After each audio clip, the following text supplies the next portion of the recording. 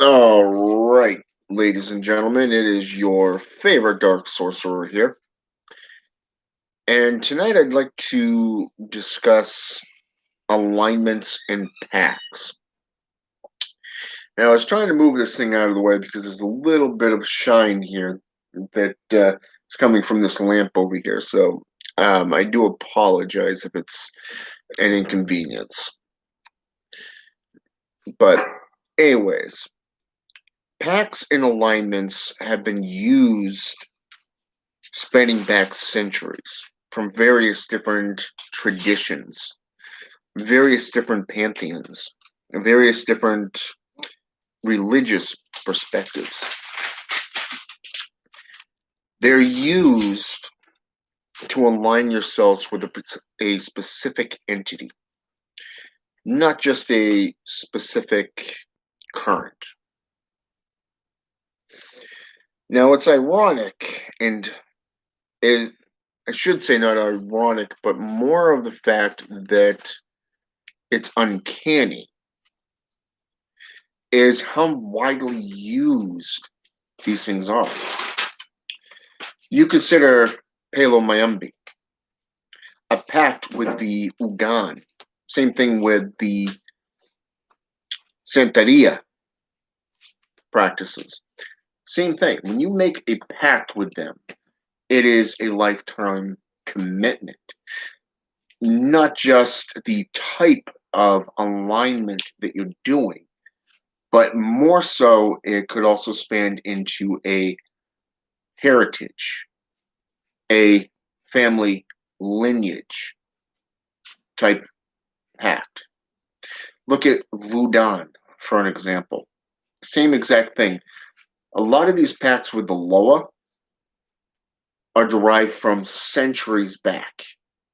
They've just simply followed a specific family line going from generation to generation and allowing that family benefits from both physical, spiritual, and mental, not just emotional gratification, benefits wise.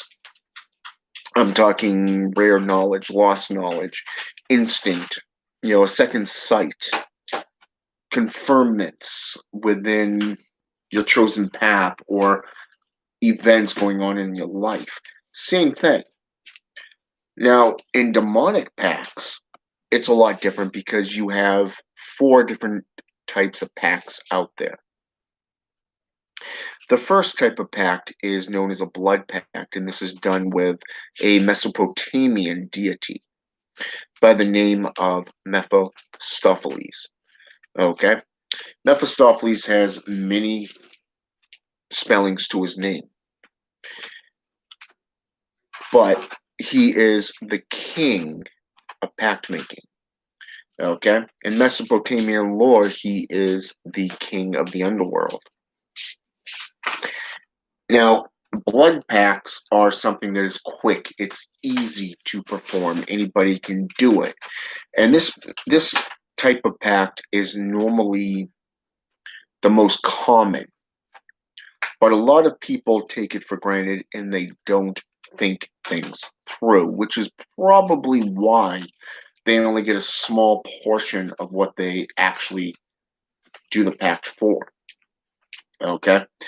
For an example, if you go to Mephistopheles and you call him forth, you petition him to make a blood pact with you, and you ask for something idiotic, like say to get rich quick, okay, or to save a loved one from cancer, you're probably not gonna get it, and this is why. It comes down to the wording that you utilize. When you deal with Mephistopheles, you got to remember he is a trickster. All right.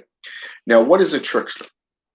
A trickster is someone who will turn your words against you and utilize them for their own gain, their own benefit.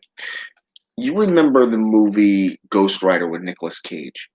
Now, what did he do? He was a child.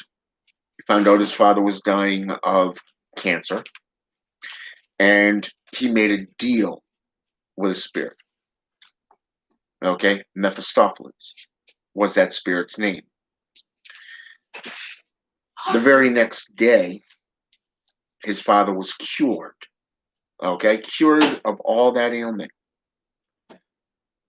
But a few hours later, he was killed in a motorcycle accident, arranged by Mephistopheles. Okay, you look at Loki in Norse mythology. He too is a trickster. Same exact thing. You want to word your pact very carefully, and you really want to think it out thoroughly when dealing with Mephistopheles. Okay, now any kind of pact really is something that you don't want to take lightly. You don't want to make any alignment with any force, any spirit without contemplation, without thinking things through. You've heard the expression, don't make a decision on an empty stomach, or never make a deal without sleeping on it first. Same thing. You really want to contemplate, you really want to think things through thoroughly. Look at it from various different angles and look at the way you word that pact, especially when with dealing with a trickster. Okay? The second pact is known as the Infernal Pact. Okay? The Infernal Pact is done with a spirit by the name of Luciferge Raphael. Luciferge Raphael is the ancient scribe. He is an ancient pact maker. And this type of spirit you can actually go to and make an infernal pact with because of the fact that he is the scribe. Okay, now what does this mean? The scribe aspect of what his job title is to record and keep track of every deal. Okay, every deal that is between a spirit and the practitioner who is making that petition and that deal, that alignment. Okay, he is the ancient scribe in this case. Okay, he's going to record this through his own pact making with you. All right. And this could be done in any given thing, a better job, a better position in your company. Perhaps, you know, a better home, maybe finding, you know, more power, more knowledge. They say knowledge is power, right? Well, why don't you petition him to bring forth Humet or Humot? Okay, Humot or Humet, depending on the translation and the era and the grimoire that he's spoken of, is the infernal librarian. Okay, this spirit can bring you any text, any scroll, any document that is in the infernal library of the underworld. Okay, this is why making a pact really does have its advantages. Okay, you see, a lot of people get this type of thing mixed up with aligning with a current. Aligning yourself with a current means that you are aligning yourself with that specific current, like say Voodoo or Satanism, witchcraft, Palomayambi, Voodoo, or Santa Morte, Quimbanda, okay? Heaven or hell, so to speak. Okay? This is just aligning with that current, that energy. Making a pact with a spirit brings us into the third type of pact. And this is known as a demonic pact. Okay? A demonic pact is where you align yourself with a specific entity, a specific deity. A lot of the time, it is going to be done with a ranked being because the unranked are more disciplined. they're not as disciplined or focused. They're more carnal in nature. Okay, so therefore they're more baneful to humanity. That's why they're mostly used in that old expression, let's slip the dogs of war. Okay, now a ranked being such as Beelzebub, Astaroth, Lucifer, the emperor, or even Satan, who's a prince. Okay, he's known as the master of witches and warlocks. Okay, and a lot of people get Lucifer and Satan mixed up. Satan is a Gorgora. He is a watcher angel. Okay. Lucifer is an archangel who was cast out of heaven. Okay. So there's two different types of beings here. They're not the same. So do not make the mistake of thinking they are one and the same. Okay. Now, when you make this type of deal, you're going to be signing your name in blood. You're going to be filling it out to the best special, let's just say, speciality of yourself. Okay. When you make a demonic pact, it is a specific alignment with that entity. Okay. It doesn't matter if it's Balaam, it doesn't matter if it's Zagon, it doesn't matter if it's, say, for an example, the seer, Citri, or let's go with Ammon. Okay. It doesn't matter because of the fact that when you look at what you are doing, where you're going, and where you want to be, you are aligning yourself with that specific being. Okay. That speaks to you. Okay. Not somebody else. You can read a book and you go, oh, I like what this spirit is doing, or I like that spirit. Okay. Because they can do this. Okay. They can, oh, look, King Paimon from the Goetia can persuade men's mind. But hey, Belial can actually bestow senatorships, great familiars, even titles of importance. Okay, Asmodeus, demon of wrath and desire. Lust. Okay, lust and desire can mean a lot of things. Not and a lot of people when they hear this, they think, oh, it's going to be done with sex or sexual type stuff. The answer is no. This is just one small portion of his story, okay, and what he is capable of doing. Anybody who's actually read the book of Tobit can tell you that he was actually in love with a human female, namely the same story as in the book of Enoch. Okay, the Watchers angels who took the daughters of men as wives and who bore children known as the Nephilim unto them. Okay, these are the beings known as the the old and renowned. Okay, okay. So a demon such as a great king like Asmodeus can be used for a number of different things. Ridding yourself of unwanted, energies. Perhaps getting rid of enemies. Hostile influences in your life. Even baneful ones. You know, he can bring your desires to light. Like say a better job, maybe moving to a different portion of the country or that you're in, where you will flourish and benefit in the field that you're desiring to get into. Utilizing him with say Paimon or Belith, even Belial can really open up the doors for you. Okay, so aligning yourself in a demonic pact is very, very good. All right. Now, the fourth type of pact that is out there is known as the dark pact. The dark pact is for those few individuals who want to rise beyond the mundane, those who are sick and tired of the same old bullshit that you see on social media or in the world.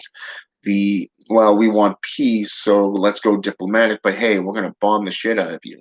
You know what I'm saying? Type mentality. Or you're trying to rid the country of this, let's say, for an example, the COVID-19, for just out of an example. Okay. But hey, let's use this as an excuse to go riot, okay, to commit criminal activity. You know, you want to use something like this for an excuse. Well, guess what? That's the same old bullshit that is associated with the mundane. Okay, this is stuff that will keep you in encampments. This is stuff that will keep you in adversities. Okay, a dark pact is for those who wish to become more. Okay, consider it a pact that is utilized with a high-ranking individuals. Such as the unholy trinity, Lucifer, Beelzebub, and Lucifer. And Astaroth. You know, and bringing in certain individuals as witnesses, such as Lucifer, Raphael, the nine kings, the seven great princes of sin, or the seven Olympic spirits, the 36 deacons of destruction, the seven princes of the air, whoever you desire to bring into this dark pact as a witness, okay, is something that's between you and them. So a dark pact is basically where you're saying, fuck this world. I want more. I want to grow. I want to evolve. Okay. So this type of pact would allow you to grow. And there's a lot in the folklore, okay, in ancient folklore, which goes well beyond the grimoire systems. There is actually a lot of dark pacts that have been forged, a lot of mythos behind it, not just from things like video games or modern day viewpoints of them, like in Harry Potter or Charmed. Okay. No, I'm talking old folklore, the old wives' tales, okay, where people literally go to a powerful being and petition them to become more, okay? Look at the story of Dracula, okay, Vlad the Impaler. In the Red Book of Appin, it said that the sorcerer to be follows the wizard and has to deny the church 3 times or deny something 3 times. You have to you have to have certain ingredients that would be classified as being unholy. Okay. In a lot of grimoire systems, you have to do what is known as a reverse baptism, a reverse, separation from your former occupation. Okay. Such as being a member of the church or paganism, you know, one of the more white light practices. And then you dedicate yourself to your new purpose. Okay. Utilizing beings like Astaroth, Beelzebub, Marduk. Let's go with Nibiris, Lilith, the mother of all demonic, vampiric, and succubi or succubuses. Okay, depending on how you want to look at her mythos. She's also known as the night hag, a concubine of both Satan and Samael.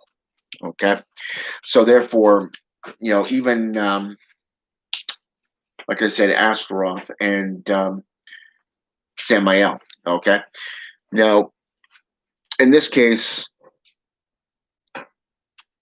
the truth is that you want to become more. You want to become more than human. You want to become the sorcerer or sorceress. So, or even at best, you want to take on your demonic suitor.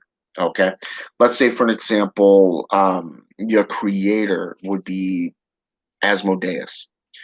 Okay, now that would make you an offspring of him, born to a human, either mother or father. So therefore, you would be classified as a Nephilim in this case. All right.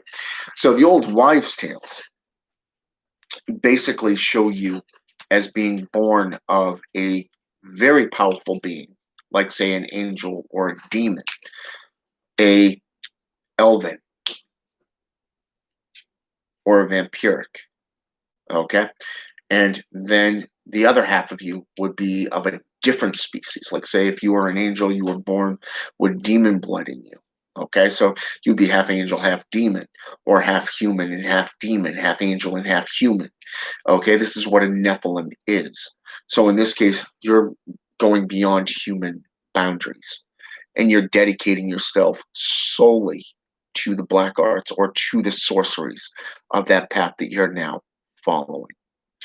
Okay, this is what a dark pact is. It's basically where you're saying, I'm done with this world, I'm dedicating myself solely to sorcery. And there's been a lot of stories and a lot of personalized accounts of being forged in sorcery, either due to medical complications or to being, well, let's just say, a great loss. Okay. Perhaps you've been pushed to the point where enough's enough and a spirit has come forth and said, hey, I can help you in this area. Are you willing to forge a pact with me? And in this case, I will. This is what I'm willing to do for you if you're willing to do this from me. Okay. And then you two can go into your little sanctuaries and decide for yourselves what will benefit both of you in these packs. Okay. There. Says the connection is unstable. So I do apologize if I go offline for a little bit here. It's just a quick little thing. But my point is this: you never want to make any form of alignment in a quick and easy manner. You really want to think it out. You really want to negotiate and see if you can't find common ground with the entity that you're speaking with and making that pact with. Now, like I said, the four types of pacts are Blood Pact, Infernal Pact, Demonic Pact, and Dark Pact. Okay? So these are things that you can easily look up. You can get into from various different traditions, various types of religious perceptions. And most importantly, you can actually look them up on Google. Okay? Not just in books like, say, let's go with The Unholy Bible by Reverend Kane, or say, for an example, Satanic Rituals or Satanic Magic by Alistair Notch. The Invocation of Satan by Anton Zandalove in his book, Satan's Bible, the Satanic Bible. Even a former traditional Satanist turned Judeo-Christian, Robert Fraze, in his book, Satan's Bible, actually has a interesting perspective on making a pact with Leviathan. So, I mean, it does come down to what you're looking to do and who you're willing to work with in this case. Okay, now if you're uncomfortable making a pact or approaching an entity, my advice is to go to somebody more experienced and ask them. Okay. A lot of times you're probably going to be paying for their time, but if you do find somebody more experienced that's willing to guide you freely, just say a type of source that will benefit you, then by all means do it. Okay. Look at every angle of that. It's not something that you want to jump right into and go, okay, I'm going to go out and buy that book, or I'm going to look into this source. You really want to take a look at it and do the history around that religious foundation. You want to look at it from various different viewpoints and see how many of the connecting dots really do align. Okay. And trust me when I tell you that aligning yourself with a demon or an ancient being like, say, the Elven or the Siddhi, perhaps even the Draconic, okay, forces, will benefit you. Not just dealing with, say, the ancient gods themselves, because they will protect you. They will take you underneath their wing while you're in transition, while you are studying, and while you are becoming the sorcerer or sorceress. Okay? They will guide you, they will teach you. Even the name demon translates literally into guardian. protector. Okay? They will even guide you to the materials. And the more that you work with that specific entity that you've made that pact with, that deal, that alignment, the more you're opening yourself up to them. And a lot of times this goes into what is known as possession. Okay? And about 95% of people that just heard this will probably go, fuck no, this is not for me. Okay? But I want you to look at two things here. Number one, you have free will. You have the free will to open yourself up on a willing basis, like a Satanist would, and allow the spirit to enter you and forge that true bond between you and that spirit. A lot of times it's going to benefit you with otherworldly powers, okay? Foresight, things that you're actually looking to do and to utilize. And a lot of times when they depart, they will leave some of these gifts behind in you so that you can flourish. Okay.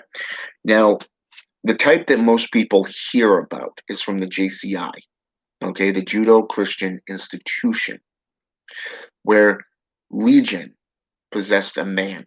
He was left mute, dumb, blind, the whole kit and caboodle. And when they saw their Messiah, they begged him to have mercy and let them go into swine, which is pigs or sheep. Okay. And they went into a pond or a lake and drowned. Okay. In this case, you're looking at demonic possession, which is against the will of the individual. There are two types of possession, which we'll get into in another video. Okay. But there are different stages of it. And the last stage is complete control of the vessel. You have, okay.